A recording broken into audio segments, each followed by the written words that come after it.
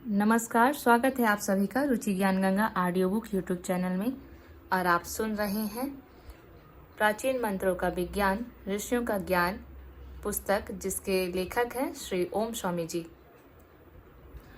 अपने इस audio book के सीरीज में हम आगे बढ़ते हैं और मंत्रों का आवाहन, उसका 7वां बिंदु है कि अपने मंत्र का जाप कैसे करें। आपने अपना मंत्र चुन लिया है, आप जानते हैं कि इसे कैसे जपना है। आप अपने मंत्र में प्राण फूंकने के विभिन्न चरणों को जानते हैं। अब आप मंत्र साधना के सबसे महत्वपूर्ण पहलुओं में से एक पर पहुंच गए हैं, यानी मंत्र का जाप कैसे करें। इस पुस्तक के इस शीर्षक पर हम आगे बढ़ें, आपसे एक छोटी सी गुजारिश है कि आप अगर मेरे YouTube चैनल पर नए हैं या चैनल को अभी तक सब्सक्राइब नहीं किया है तो रुचि ज्ञान Ganga audio book YouTube channel को सब्सक्राइब करें। ऑडियोस और वीडियोस को लाइक करें, अपने दोस्तों एवं परिवार के साथ जरूर शेयर करें। आप अपनी प्रतिक्रिया और कोई सुझाव हमें कमेंट सेक्शन में कमेंट करके बता सकते हैं। बेल आइकन दबाएं ताकि कोई भी वीडियो या ऑडियो अपलोड होते ही इसकी सूचना आप तक तुरंत पहुंच सके। हम आपके समर्थन और सहयोग के लिए तहे दिल से आभार व्यक्त करते हैं। तो आइए, अपने मंत्र का जाप कैसे करें, इस शीर्षक पर स्वामी जी क्या लिखते हैं उस पर प्रकाश डालते हुए सुनते हैं। सबसे आम गलती जो लोग करते हैं वह है बिना भावना के जाप करना या सिर्फ जप करने के लिए। ऐसे जप से वादा किए गए फल नहीं मिलते। मैंने इसे सालों के अभ्यास के बाद कठिन तरीके से सीखा।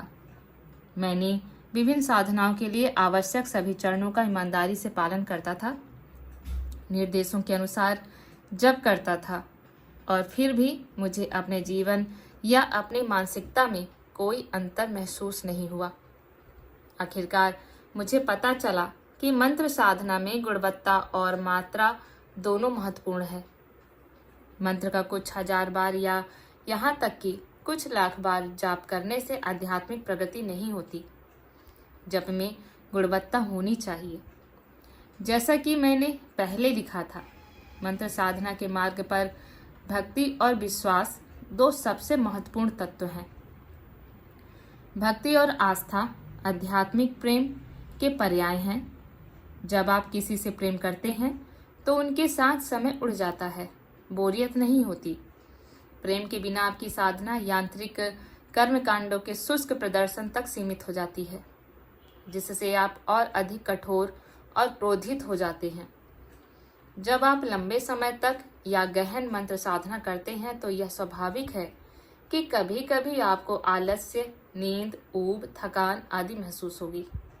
यह ठीक है, यह मानवीय है। ये सामान्य बाधाएं हैं और इनसे पार पाने के तरीके हैं। कभी कभी रुचि की कमी का मतलब यह नहीं है कि आप में भक्ति या आस्था की कमी है।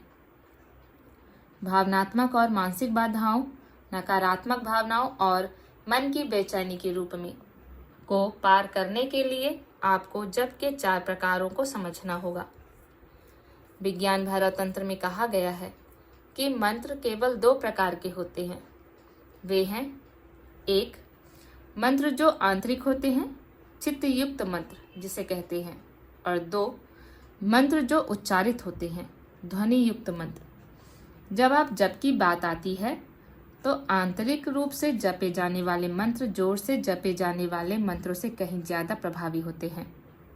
इतना कहने के बाद जप के 4 रूपों के बीच स्विच करने से आपको मन की ताजगी और स्पष्टता बनाए रखने में मदद मिलती है। यहाँ जप के 4 प्रकार हैं और उन्हें अपनी साधना में इस्तेमाल करने के तरीके बताए गए हैं। पहला, वाचिका जप। यह जप का पहला और सबसे निचला रूप है। इसे वाचिका कहते हैं। वाचिका का अर्थ है एक ऐसा शब्द जिसे मौखिक रूप से कहा और बोला गया हो। हम बाहरी दुनिया से सिर्फ बोले गए शब्दों के जरिए संवाद करते हैं, चाहे वे शब्द लिखे गए हों या बोले गए हों। उन्हें बोले गए शब्दों के रूप में वर्गीकृत किया जाता है।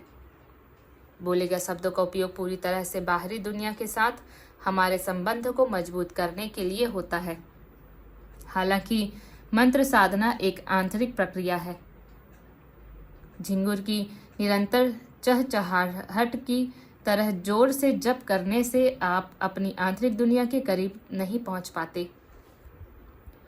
मंत्र योग में भगवान या आपके देवता के लिए सभी भजन, स्तुति जोर से गाई जा सकती है, लेकिन क्योंकि वे भक्ति और उत्सव की सकारात्मक भावनाओं को जागृत करते हैं। लेकिन मंत्र जप लगभग हमेशा आंतरिक रूप से किया जाता है। अपनी एकाग्रता खोए बिना अपने मंत्र को आंतरिक रूप से जपने के लिए बहुत अभ्यास की आवश्यकता होती है। वाचिका जप आपके आसपास के सभी लोगों को सुनाई देता है। यह भौतिक चेतना वैखरी का प्रतिनिधित्व करता है। दूसरा है उपांशु जप। फुसफुसाकर जो हम जप करते हैं उसे उपांशु जप कहते हैं। दूसरे प्रकार के जप को उपांशु कहा जाता है। उपांशु फुसफुसाना है, जबकि इस रूप में केवल आपके होंठ हिलते हैं। बस जब आप अपना मंत्र फुसफुसाते हैं तो आपका मन स्वाभाविक रूप से थोड़ा और केंद्रित होता है। मंत्र साधना के मूल सिद्धांतों में से एक है अपने मंत्र को दूसरों को ना बताना। उपनाशु जप में आप इतनी सावधानी से फुसफुसाते हैं कि आप लगभग अश्रव्य होते हैं। आप जो जप कर रहे हैं उसे सिर्फ आप ही सुन सकते हैं।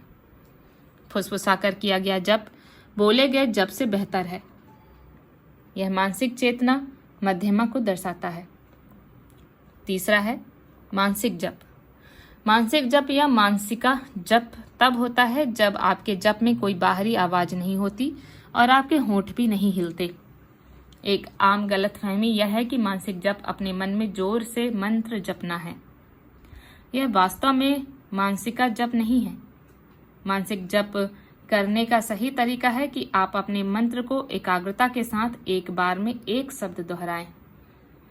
अगर आप सिर्फ अपने मन में जप कर रहे हैं तो आप जल्द ही पाएंगे कि भले ही आप मानसिक रूप से मंत्र जप रहे हों, लेकिन आपका मन पहले से ही लाखों दूसरी चीजों के बारे में सोच रहा है। यह प्रभावी नहीं है। हालांकि अगर आप एक बार में एक शब्द को मानसिक रूप से याद करते हैं तो आप बेहतर एकाग्रता बनाए रखने में सक्षम होते हैं। याद करने से आप अपने मंत्र द्वारा उत्पन्न ध्वनि ऊर्जा को आकर्षित कर सकते हैं। मानसिक जप पहले प्रकार के जप से 10 गुना ज्यादा प्रभावशाली होता है। यह बौद्धिक चेतना पश्यंती का प्रतिनिधित्व करता है। यह ध्यान रखना जरूरी है कि जिस ध्वनि से यह जुड़ा है उसे पश्यंती कहते हैं, जिसका अर्थ है जो देखा जाता है, बोला जाने के विपरीत। मानसिक जप में आप मन की आंखों में मंत्र का बार बार दर्शन करते हैं। चौथा है अव्यक्त जप, अजपा, अव्यक्त जप। अंत्येष्टि कोई ऐसी चीज नहीं है जो आप स्वयं करते हैं, जबकि इस चौथे रूप को अजपा कहते हैं, जिसका अर्थ है वह जो जप नहीं किया जाता। यह अब कोई सचेतन कार्य नहीं है। यह कुछ ऐसा है जो आपके साथ होता है। जब आप पहले 3 चरणों में अपने मंत्र का जप पूरी ईमानदारी से करते हैं और लंबे समय तक करते हैं तो आप स्वाभाविक रूप से जप के चौथे चरण में पहुंच जाते हैं। अव्यक्त जप, अजपा में आप खुद को हर समय मानसिक रूप से जप करते हुए पाते हैं। मंत्र की ध्वनि ऊर्जा आपके अंदर जमा होती रहती है। आप दिन भर सामान्य रूप से काम करते हुए भी अपना जप जारी रख पाते हैं। जैसे ही आप सुबह उठते हैं आपको पता चलता है कि आप पहले से ही अपने मंत्र का जप कर रहे हैं। कुछ शास्त्रों में कहा गया है कि अजपा अवस्था में आप सोते समय भी जप कर रहे होते हैं। मुझे यकीन नहीं है कि क्या वास्तव में ऐसा है, क्योंकि मेरे पास कोई वैज्ञानिक डेटा नहीं है। कम से कम ऐसा कुछ भी नहीं है जिसे मैं व्यक्तिगत रूप से मान्य कर सकूं। अपने मंत्र का जाप सुस्पष्ट स्वप्न या यौगिक नींद के भाग के रूप में करना संभव है, और यह कुछ ऐसा है जिसका मैंने भी प्रयोग किया है। लेकिन मैं इस चरण में उन विवरणों में नहीं जाऊंगा, क्योंकि यह इस पुस्तक के दायरे से बाहर है और मंत्र योग से सीधे संबंधित नहीं है। अनकहा जप अजपा पारलौकिक चेतना परा का प्रतिनिधित्व करता है। बोले गए और फुसफुसाए गए जप दोनों ही मंत्रों की श्रेणी में आते हैं जिन्हें उच्चारित किया जाता है। ध्वनि युक्त मंत्र। दूसरी ओर मानसिक और अनकहा जप आंतरिक मंत्र चित्त युक्त मंत्र है। मंत्र वही रहता है लेकिन आप कैसे जपते हैं इससे बहुत फर्क पड़ता है। आप जितना धीरे से मंत्र से अपना मंत्र जपते हैं आप स्रोत के उतने ही करीब पहुंचते हैं। एक ऋषि अपने शिष्यों के साथ गंगा किनारे सुबह की सैर कर रहे थे और पवित्र नामों का जप कर रहे थे। दूरी पर एक जोड़ा था। वे परेशान थे और एक दूसरे पर चिल्ला रहे थे।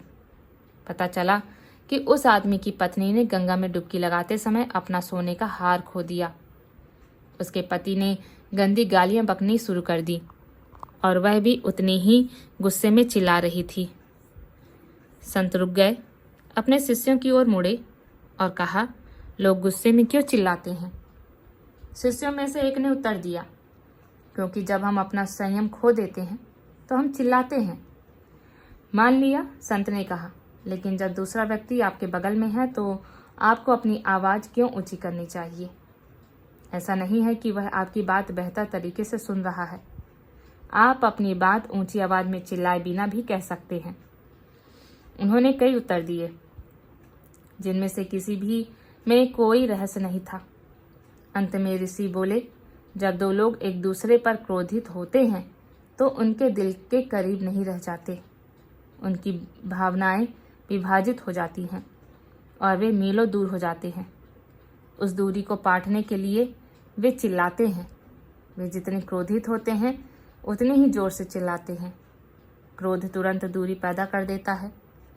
वे एक दूसरे को सुन नहीं पाते। चिल्लाने से उन्हें लगता है कि उन्हें सुना जा सकता है।